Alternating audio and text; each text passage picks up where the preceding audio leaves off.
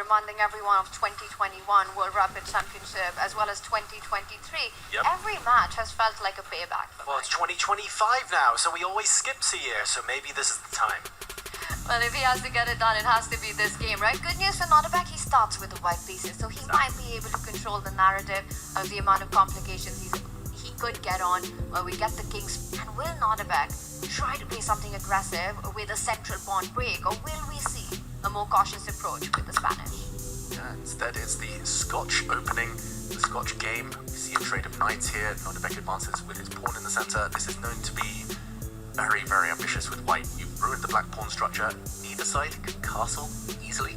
The queens are both a bit clumsy, and therefore it leads to more imbalance. And a very interesting choice by Nodirbek. I think a good practical decision. Depends how well prepared Magnus Carlsen is, of course, but unlikely that Magnus has looked at this unfashionable opening in recent times. And this is interesting as well, purely in the history of the Esports World Cup and what's gone on so far today. On the surface, we're going, ooh, difficult to calculate, unclear positions. Magnus has got to be favored against anyone in the field. But we've had surprise after surprise sprung at us today in this very arena. So Abdusattorov here trying to manufacture one of his own. Well, no surprises so far in this match with Magnus sort of grinding that end game. So it really comes down to this. Can Nodirbek, get that shocker in? Can he get the big upset in? Can he get his win to force an Armageddon? Not going to be easy, but I think it's a bit of an opening success. He forced Magnus to take a think, which means that Magnus is perhaps not as comfortable in the Scotch opening as he would have been in the other setups. Magnus, meanwhile, sets up a development concept for his bishop, which we call the fianchetto, to try to get to that central e5 pawn. And I'd like to think that I have a little hand in this. This was my pet opening with white in Blitz for the last 10 years. Oh. I've played hundreds and hundreds of Blitz games in this exact variation with the Scotch, the white knight coming out early, but unlikely Nodirbek was looking at. Next 10 moves, David. Go. Next 10 moves. Let's go. Both sides are going to bring their bishops out, both sides are going to get castled. White's going to defend the e5 pawn with a rook, maybe with a knight. And it's going to be a very imbalanced middle game. One that I don't think is better for white, but at least gives some chances. Wait, hang on. This is your best pet. This is your pet opening for the last 10 years, and then you end it. I don't actually think it's better for white. No, it's just tricky. Okay. That's my just checking. style. You swindler. Okay, the black knight doesn't move. It was hit. There's a pin. Black bishop on a6 pins down the white c4 pawn, and both sides do get castled. I'm expecting Magnus to do the same here, but the eval bar getting a bit more optimistic for white. I have found from my experience in this opening that the black bishop on a6 is very misplaced in a lot of variations, kind of bites on granite.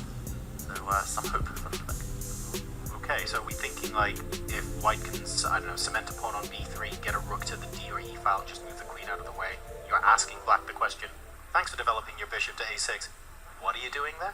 And there's just no good place for it to go. Is that the idea? That's the hope. Okay. No guarantee.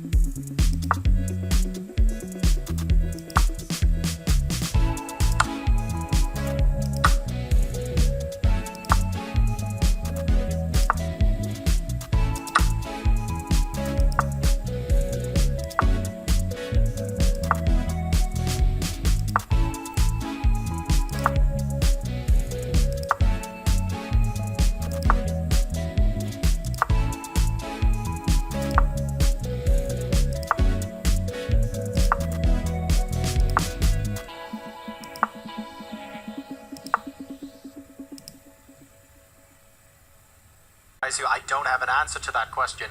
It is unbelievable the extent to which Magnus can make it feel like I've done nothing wrong, and yet I'm not just getting beaten, I'm getting crushed. We mentioned earlier, we've seen it all before. We've seen Magnus grind out these endgames hundreds, thousands of times, but we also feel for his opponents here. They've been on the receiving end of it. They've been victims to these endgame masterclasses so many times as well, and it's a matter of moments now before Magnus starts pushing those pawns forward. Full control, 5 minutes against 1 here. Nodirbek, he just never got in the game. It was just the previous endgame, it all turned there. He didn't hold, and he's being punished now. Magnus getting ready to start trading favourably, and playing safety first chess from one of his central pawns, still very much in control. Another pawn, clear white. Rook takes pawn, defending the knight. Magnus is set up. His own bishop retreating. He wants to get as many pieces off the board as possible. There are back rank ideas if white goes pawn hunting. Bishop b7, it's on the board. The knight had to retreat, defending. Rook d1 check. Wait, could you still go for this? You could land a check with a black rook, even drop the exchange rook for knight, then white knight will take back on d1. To the very end, the white bishop will be forced to self-pin and be lost. That awkward move that didn't feel great earlier on, David. Bishop on a6, saving the day now. Exactly, and note how the white knight didn't take the black rook because the white knight is forced to defend its bishop. Cool tactic on the board by Magnus, and now he's going to go hunting for the white b3 pawn. Super stuff, right? Combining positional elements, strategic elements, and when the tactics present themselves, he just grabs it with both hands to finish it off in style. And now the b3 pawn, no one's coming to its defense. It will start marching up the board. You could just slide the rook away, clear the path, go b3. But look at this, Magnus doesn't want to give any chances to Nodirbek's knight there. Make sure that knight isn't getting close to the black king. Knight jumping, hitting a rook. Magnus, though, just setting up his rooks in an ideal spot. He retreats, covering all pawns. And yeah, the problem is for Nodirbek, even if you play really well, you might secure a draw. Magnus is actually repeating the position. Will we see a draw? It is a draw. Wow, Magnus Carlsen takes the match. Absolute domination strategically in game number 2. It was a draw by repetition, but that is because Magnus Carlsen knew that a draw would be good enough.